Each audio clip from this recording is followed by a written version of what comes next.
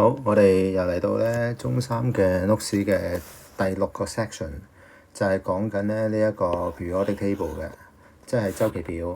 咁科學家咧好想將嗰啲 element 即係元素咧分類嘅，咁從佢哋嘅性質咧 properties 咁樣咧，就將佢咧希望將佢分咗類為金屬咧 metals 同埋 non-metals 嘅。咁上學期學過呢啲嘢啦，咁根據呢啲性質啦。根據啲特性啊 physical state 啊 appearance，melting point、boiling point、硬度、強度啊，諸如此類咁樣啦嚇。咁最重要嗰個咧就係 electrical conductivity 導電性。若果嗰樣嘢係傳得電嘅 element 咧，咁咧就係 metal 啦。如果嗰樣嘢係唔傳得電嘅 element 咧，佢就係 non-metal 啦。咁樣不過有例外嘅，就係 graphite 碳嘅一種啊，叫石墨。石墨係唯一一隻非金屬嘅元素咧，係傳得電嘅，係啦。咁其他你只要知道佢傳得電就係 metal， 唔傳得電就係 non-metal， 咁就咁簡單。OK， 咁不過咧，咁搞下啲分類嘅時候咧，發覺咧有幾隻嘢咧，佢有啲 properties 係似金屬又似非金屬咁樣嘅，兩樣都有咁樣，所以咧就叫佢做半金屬啦 （semi-metals） 或者 metalloid。咁咧，我哋要識咧2-3隻啦 boron、silicon 呢個硼啦，同埋硅啦。咁咧就係兩個例子咧，我哋大家一定要識嘅係 semi-metal 半金屬嚟嘅。咁啲 semi-metal 通常可以攞嚟做啲半導體咁樣啦，transistor 或者做呢一個 computer chips 啦，電腦晶片。咁你記住呢啲嘢。好啦，咁我哋之前嗰課第5個 section 咧，我哋學咗 electronic arrangement。咁不如我哋就試下填落呢度啦，係咪 ？Hydrogen 我哋填個 electronic arrangement， 佢有一粒electron所以1啦。Helium 咧就係2啦。咁咧 lithium 咧就唔係3喎，lithium 咧就係21。OK， 因為3粒electron，第一粒咧第一層裝2粒electron，第二層咧就裝1粒，total 3粒咁樣啦。跟住 beryllium 咧就係22啦。跟住 boron 咧就23啦。咁你試下如此類推咁做到呢個位排第20呢一個，俾少少時間你做咯。咁你暫停咗而家就做啦，係啦，你可以做完啦嘛。做完咧我哋睇睇呢個做完出嚟嘅結果啦，咁樣嗱我慳咗時間咧，咁我就冇寫嗰啲元素嗰啲符號啦，淨係寫咗個 electronic arrangement。21啦、22啦，跟住23、24、25、26、27、28之後唔係29喎，21喎，因為第二層最多裝8粒electron啫。仲有多一粒去第3層，281、282、283、284、285、286、287、288，跟住再嚟係281喎，記住唔係289，呢個唔係280，分別係281同埋282。好啦，排晒之後咧，咁我哋睇下奇妙嘅事就發生咗啦，係咪？咁我同一個打洞一行咧，我發覺咧最後邊嗰個數字相同喎，呢個2嘅喎，呢個1嘅喎，你睇埋嗰邊都3嘅喎，係咪？4喎，咁得意嘅咁樣嚇，咁樣點樣表達呢件事咧？咁樣，咁呢個咧我哋就話呢個係第2層electron shell 啦，佢有1粒electron。呢個第3層electron shell 佢有1粒electron。咁呢個係第2層，呢個第3層，佢講唔出佢哋相同咯。咁我哋用過另一個術語咧，佢呢個第2層咧就係最外邊嗰層electron shell 啦。呢個第3層咧就係佢最外邊嗰層electron shell 啦，最外層電子層。咁原來我哋發覺咧。只要你肯咁樣講咧，就話同一個打洞呢一行喺個 periodic table 嗰度啦，我哋就發覺咧，只要擺埋喺同一行嗰度咧，佢哋最外層嘅電子數目咧係相同嘅。OK， 咁呢個周期表咧 periodic table 咧，佢嘅形狀排到古靈精怪，呢度崩咗嘅，呢度第一行裝2隻呢度又崩咗冇咗咁樣，點解咁多？每一行咁多個圓，即係點解唔係多啲？唔係10，唔係100個，唔係100個一行咁樣？即係點解人哋設計到咁咧？最尾就出咗個 pattern 出嚟，即係你都唔能夠唔佩服佢嘅。咁咧就出咗個 pattern 之後，搞完之後咧個形狀跟住我哋跟個 atomic number 排落去嗰啲元素，再排個 electronic arrangement， 奇妙嘅事就發生咗啦。最外層電子數目相同。如果你打橫一行去睇咧，譬如睇呢一行啦，呢行281、282、283、284至到288咁樣嘅。咁共通點就係大家都有3個數目字嘅喎。3個數目字咧，即係話佢有第一層 shell、第二層 shell、第三層 shell 都有嘢喺度咯。3層 electron shell 都有 electron 喺度嘅咁樣嚇。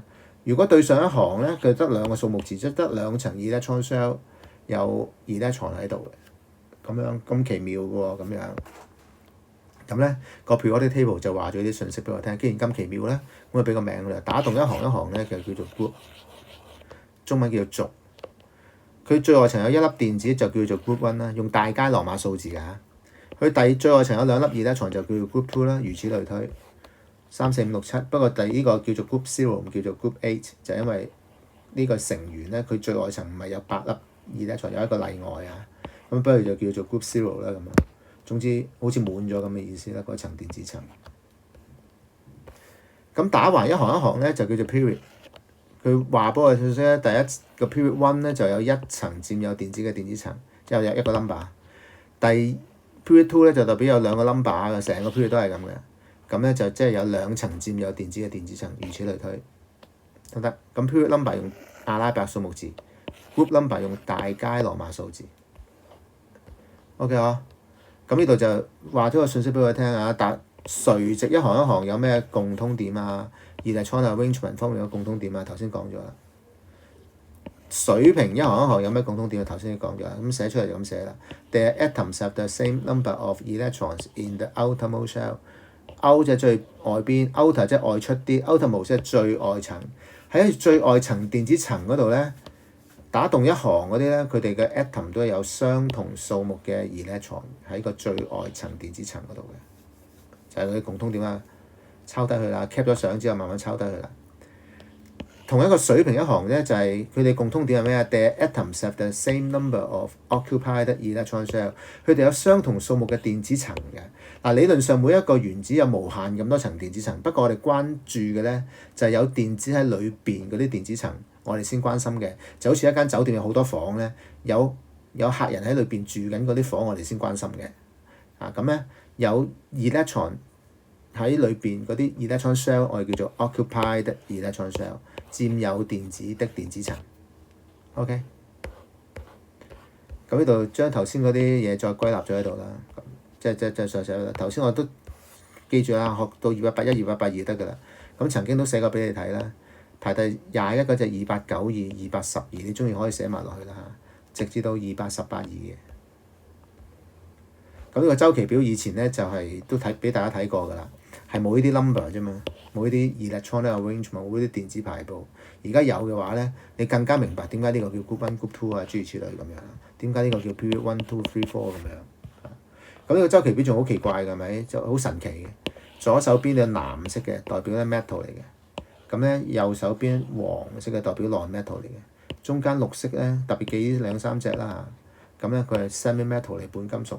橫越一個 period 咧，由左至到右咧，由金屬過渡到變咗半金屬，再變成非金屬，藍色、綠色、黃色咁樣，即係個代號。每一行都係咁喎，所以即係佢個位置由幾時變咗顏色係唔同嘅啫。但係大體上都係咁，呢啲都係一啲規律，我哋想大家識嘅。咁頭先講嗰啲喺度咧，再講即係列咗出嚟啦嚇。譬如我啲 table 咧，有 period 打橫一行一行嗰啲叫周期，打到一行嗰啲叫 group 嚇，呢度寫咗啦。horizontal row 叫做 period，vertical column 叫做 group。咁咧同一個 group 佢哋 period number 喺呢度喺個 main group 即係有 number 嗰啲啊。呢度呢啲叫 transition metal 冇 number 嗰啲唔叫 main group。一個 main group 裏邊咧，個 period number 代表乜嘢咧？就代表佢嘅 number of occupied electron shell 啦。group number 咧代表 number of electron in the outermost shell。咁樣頭先寫過出嚟俾大家睇㗎啦。個 pattern 咧就頭先講啦，橫越一個周期由左至右嘅時候咧，由金屬過渡到半金屬，再變成非金屬。好啦，咁啊同一個 group 嘅咧，佢哋同一個 group 咧，佢哋有相似嘅化學性質嘅喎。最尾又因我哋又見到佢有相同嘅 outermost shell electron 嘅數目喎。咁最尾咧，呢兩樣嘢就楞上咗關係啦嚇。electron in the same group 咧就有 same number of outermost shell electrons 嘅。咁佢哋又有相似嘅化學性質嘅。OK，咁呢樣嘢最尾係有關係嘅。然後咧佢哋嘅physical property 或者 chemical properties 咧都係漸漸咁變嘅。呢個我哋係想學嘅。咁我哋會學4個 group 嘅一啲特性嘅。第一個 group 咧就叫做 alkali metals。Group 1又名 alkali metals。咁咧你可以抄低呢個 link 啦，去睇啲片啦。咁上堂有教過，俾你睇過。你想重溫就去睇一睇啦。就係佢哋啲 group 1 metal 有啲咩共通點咁樣。睇完片咧就記咗佢㗎啦。呢度就冇嘢死背啊。Similarity 相似性質，佢哋全部都係相對地咧係低熔點、低沸點。佢哋軟熟嘅，可以用把刀嚟切割嘅。佢哋密度低嘅，開頭嗰3個成員咧可以浮喺水面嘅。佢哋嘅活潑性好高嘅。咁咧佢哋要儲存喺石蠟油嗰度，費事佢咧就應該咁講，避免佢同空氣即係做反應嘅。咁咧跟住咧就係佢哋同水嘅反應好劇烈嘅，會產生氫氣啦。然後個溶液會變咗鹼性嘅 alkali solution。因此得名咧叫做 alkali metals。跟住咧，佢哋會同啲非金屬 non-metal 做反應咧，形成咗一啲叫做 ionic compound， 中文叫做離子化物。咁如果你有睇片嘅話咧，咁咧就會發覺呢度呢幾隻金屬咧，同水嘅反應咧，就由慢至到快至到劇烈嘅，甚至乎爆炸嘅。咁呢度咧就呢啲描述咧，希望大家識嘅。Reaction with water， 譬如個 lithium 會點啊？浮喺水面 float，giving off hydrogen steadily， 去產生氫氣咧，慢慢地咁產生嘅。Sodium 咧 melts to form a silvery ball， 溶咗變成銀色小球 ，which move quickly on the water surface， 喺水面上快速移動。跟住咧會產生氫氣嘅。頭先呢個 steady 呢個 rapidly 即係快速地。The metal burns with a golden yellow flame， 呢個睇下用幾多啦。有時見到，有時見唔到黃色火焰嘅。咁咧呢啲字咧 steadily、rapidly 就反映到咧呢一個咧 rapidly 快速，呢個慢啲反映緊 sodium 嘅 reaction 咧就應該劇烈過 lithium 啦。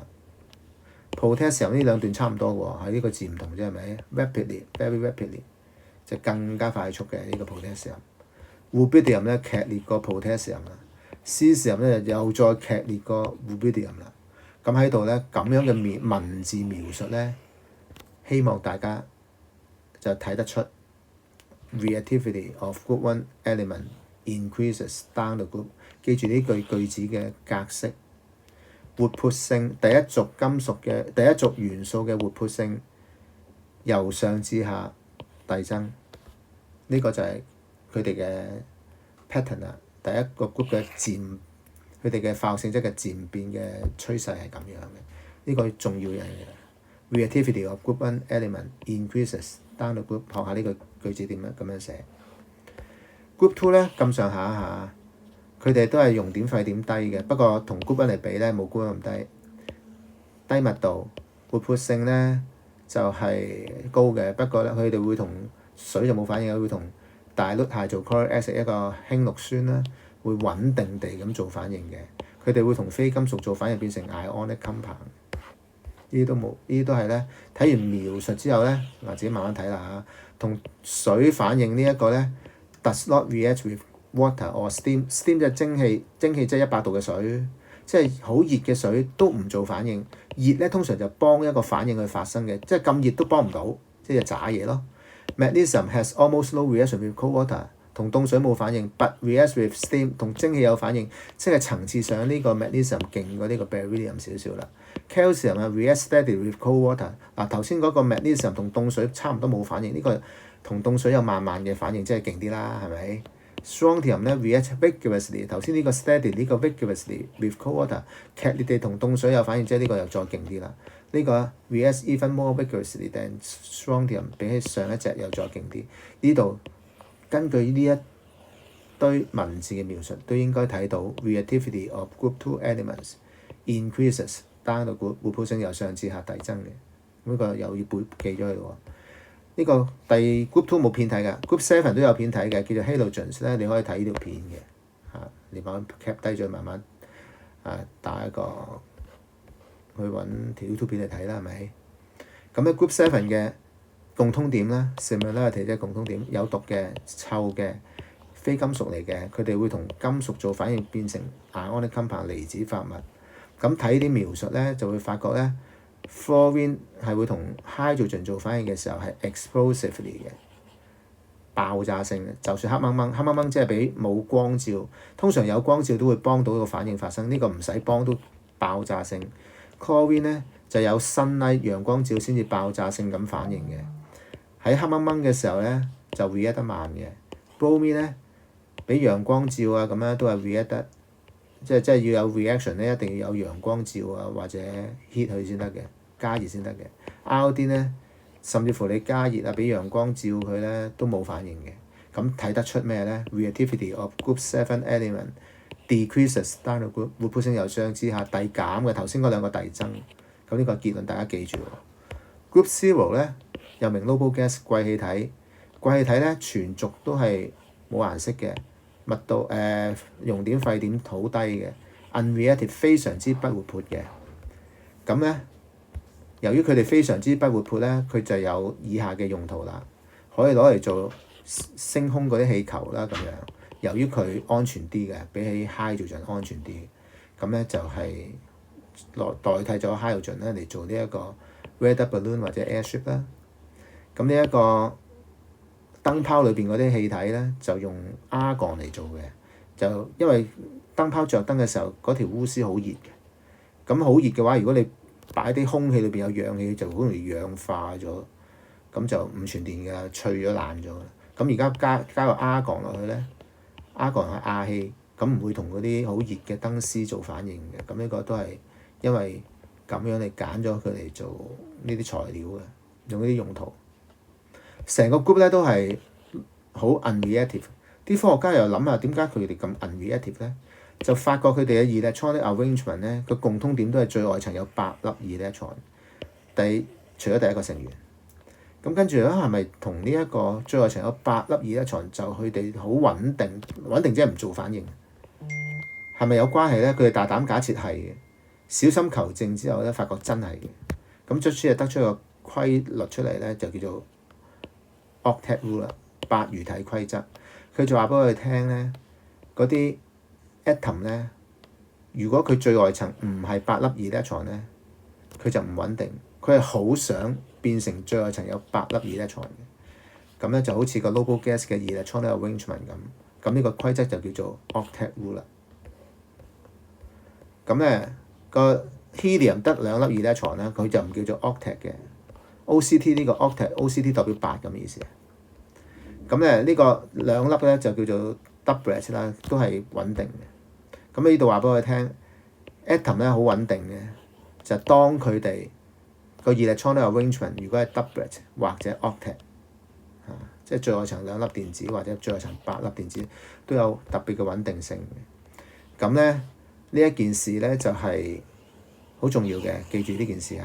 變成最外層有8粒電子會有特別嘅穩定性，我哋下一課好有用嘅。咁呢一課咧就應該講到呢度㗎啦，不過有啲例題同大家講下點做啦嚇。咁呢個判斷一下即係呢個題目嚟㗎嚇。一個 element X 咧就有個 atomic number 咧就15，咁啊叫我哋問下我哋一啲嘢，佢哋寫低electronic arrangement 15啊，第一層裝2粒啦，第二層裝8粒啦，咁啊去咗10粒咯喎，咁就5粒喺第三層啦，250就係個答案啦。咁咧如果你有個 atomic number，記住人哋唔叫你，你都寫低佢electronic arrangement 電子排布，因為咧跟住就問你啲嘢，同好多時知道電子排布都幫到手嘅。例如佢問你喺邊個 period 嗰度。periodic table 邊個 period？ 我哋知道有3層佔有電子嘅電子層，所以 period 3啦。咁咪問你邊個 group 啊 ？group number 都係最外層電子數目啊嘛，所以咪 group 5咯，得唔得？跟住叫你俾個名嗰啲，自己呢個唔太重要啦。好啦，呢個6.2呢一題啦，呢個 element Y 咧個 atomic number 35，佢 group 7嘅，跟住咧。就係個 electronic arrangement 28pq， 咁問你 P 同 Q 咩？阿 Sir 你又話過我哋考electronic arrangement 就係 atomic number 1至20，呢個35喎，我哋應該唔識做，冇錯，你應該唔識做嘅。不過人哋俾咗啲資料你嘛，咁你應該識有啲資料幫下你手就知道，因為佢 Group 7，Group 7你應該知道最外層電子數目係7，咁即係知道個 Q 係7咯。咁總共有35粒 electron 啊嘛，你加晒佢咪35粒咯。所以2+8加埋 Q 係7，再加埋 P 咧就35，你應該減咗35減咗2減咗8，再減埋7，應該計到 P 嘅。咁所以應該計到嘅 P 同埋 Q 都計到。跟住問你邊個period， 咁你應該有4個 number 咪 period 4咯。跟住問你邊個 group 喎，咪 group 7咯。group 7有個名嘅，問你咩名 halogens 啦。跟住咧問你嗰隻係咩嚟嘅？咁呢個冇需要，你俾個 periodic table 你實識做。咁呢個就係答案，你影低佢慢慢抄低啦。好啦，跟住我哋試下做呢題 classwork 啦。How many outer mode？ 呢度節錄咗 periodic table 一橛啫，所以你唔好覺得呢個唔係好完整嘅 periodic table， 但係總之就係有 group number 有 period number 咁樣啦。問你有 atom G 有幾多粒 outer mode shell electron？atom G 喺度，佢係 group 5 period 2，咁一係2粒一係5粒係咪？咁你記得嘅話咧 ，group number 咧就係代表佢 outer mode shell electron嘅數目嘅，所以呢個問你有幾多粒啊？見到 group 5咪即係有5粒咯。有幾多個 occupied electron shell H 有幾多個？period 2個 2字代表有2個 occupied electron shell， 2個佔有電子嘅電子層，所以呢個答案係2咯，就好容易做嘅呢啲。好啦，跟住咧就叫我哋分類個 classify。將佢分類為 metal、metalloid 同埋 non-metal。咁我曾經教過佢哋記咗咧2個嘅，就係咧嗰個 boron 同埋 silicon。boron 同埋 silicon 咧 boron 排第5嘅 boron 排第5咧應該就係23嚟嘅。咁23咪呢隻咯，即係電子排布。所以呢隻其實係 boron 嚟喎。boron 咧就係半金屬 ，silicon 就係呢隻。咁你記住呢兩隻分別係23啦同埋284嘅。咁咧你記住呢兩隻嘅話咧，咁其他嘢好容易做啦。喺佢左手邊呢啲咧，全部都係 metal 嚟。喺佢右手邊呢啲咧，全部都係 non-metal 嚟。因為 semi-metal 喺中間啊嘛，咁樣咁咧跟住啲嘢咪好容易做咯。咁所以叫佢分類啊。metal 咪 A、B、C、D 咯，即係度啊。metal 咪 A、B、C、D 咯。metalloid 即係半金屬咪 E 咯。non-metal 就喺個 E 右邊嗰啲啦。F 咁咪做完咯。好啦，第二題咧就係有 W、X、Y、Z 個原子序俾咗你啦，跟住問我哋一啲嘢咁樣。記住俾咗呢啲嘢咧，你試下做係個 electronic arrangement。佢排第9啊，應該27啦；排第10應該28啦；排第17 287啦；排第22 282咧咁樣。跟住咧問你邊個有 octet structure？ 如果頭先記得啱講完 octet 代表最外層有8粒電子，最外層有8粒電子咪即係呢隻咯，所以 X 就係答案啦。好啦，跟住有2個 element 咧，佢有相似性質喎。有相似性質即係同一個 group 啦，同一個 group 呢度咧即係最外層電子數目要一樣啦。呢度7，呢個係7，其他啲唔係咁嘅喎，係咪？得呢2個相同啫，所以應該就係 W 同埋 Y 啦。解釋一下點解佢有相似嘅化學性質，咪啱講完咯。解釋一下點解佢有相似，就係最外層電子數目一樣咯。跟住講一個反應咧，2個都係好即係個表現係好相似嘅。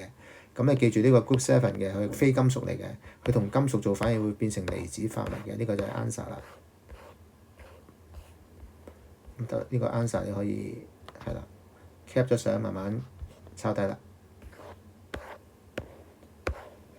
最尾一題自己做啦，唔講好攰。做完之後自己對答案。